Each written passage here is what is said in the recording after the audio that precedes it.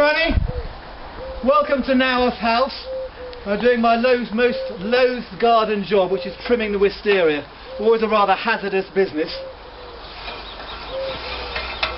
But I've just about finished it. I've given it its light summer trim, and I live to prune for another day. Just give me a few moments and I'll take you around the garden. A week has passed, as it happens, since the last clip, and now I'm doing my second most loathed gardening job, cutting the hedge.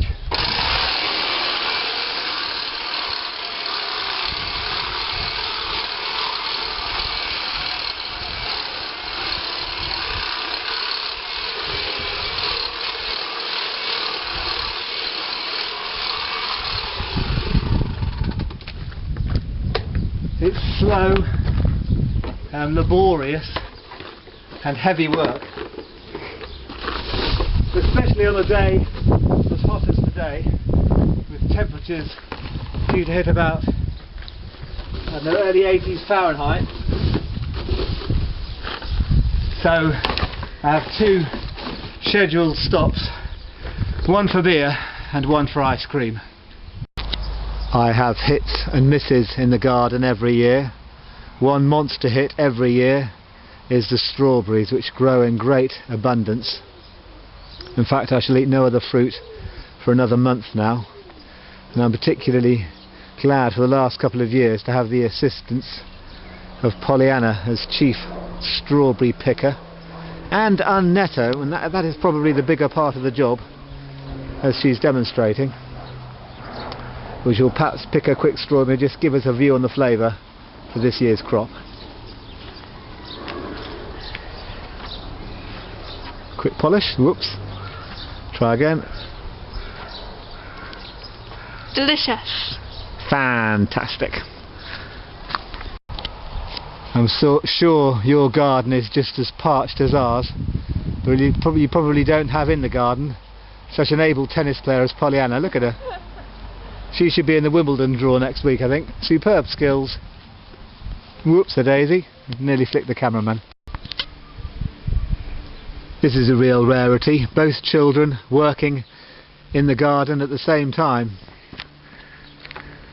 Pollyanna down there doing yet more strawberries. And the rarer side of the two, Bertie watering the tomatoes. Turn around so we can see you, Bert. There he is. Give that one a good squirt. Well, apply your mind to it. That's better. Bert's actually got the day off school today. It's a teacher training day, so I'm putting him to work. Thanks, guys. And so at last to the garden tour. We'll start off with the plants in the patio wall and a lupin, which is quite difficult to grow but is now flowering and looking pretty good. The Albrecia down there has been and gone.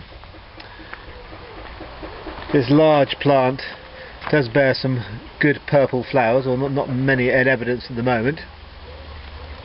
This one here I particularly like. It's called Japanese bloodgrass, which is now competing with a rose that unfortunately I planted in roughly the same position.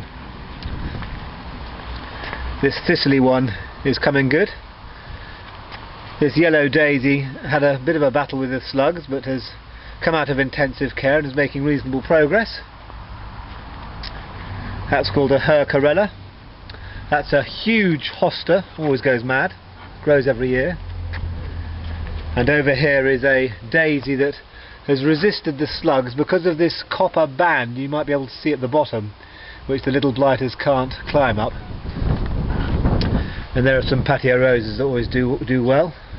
The colour of the blooms matching Polly's t-shirt. There she is. She's just watering some grass in an area which I unfortunately destroyed with one weed killer, but there we go. And so on to the herb patch as is. This is called an Alchea chatus yellow, which is about to burst into bloom. Down here's one which is called an Aster Jenny. Chose that particularly with the wife in mind, of course.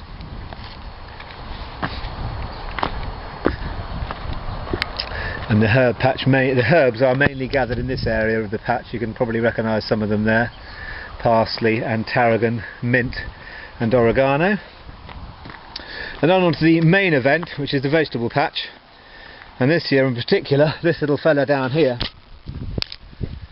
which is a unusual vegetable, which is called kohlrabi. Kohlrabi.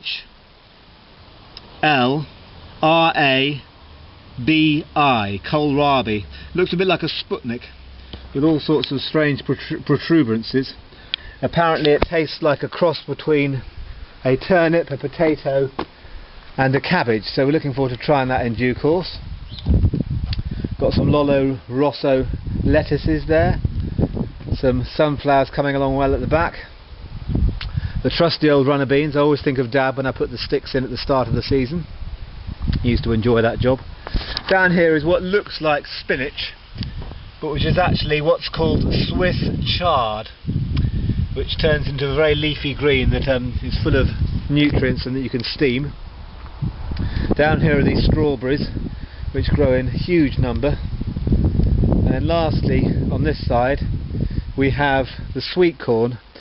Sweet corn always needs a really bright, sunny, long summer to grow to any reasonable size, and we may just get one this year, who knows.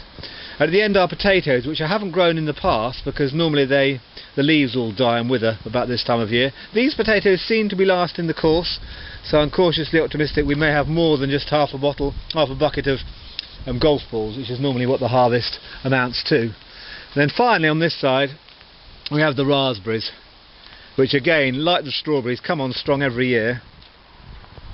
Haven't quite started picking them yet, but as you can see down here, whoops, they're looking pretty red, so we should be able to get stuck into them fairly soon.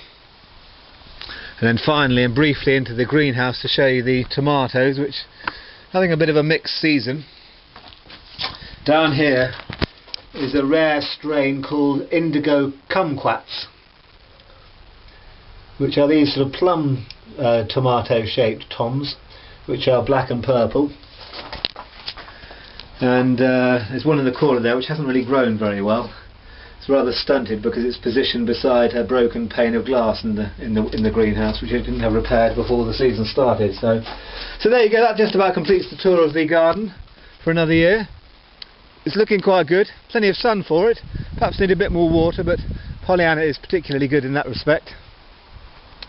And we'll hopefully keep everything growing, including the plants on the wall, for some weeks to come. Fun little word from Pollyanna. How do you think it's all shaping up? Fantastic. Happy summer. And on that note, we'll see you again next year.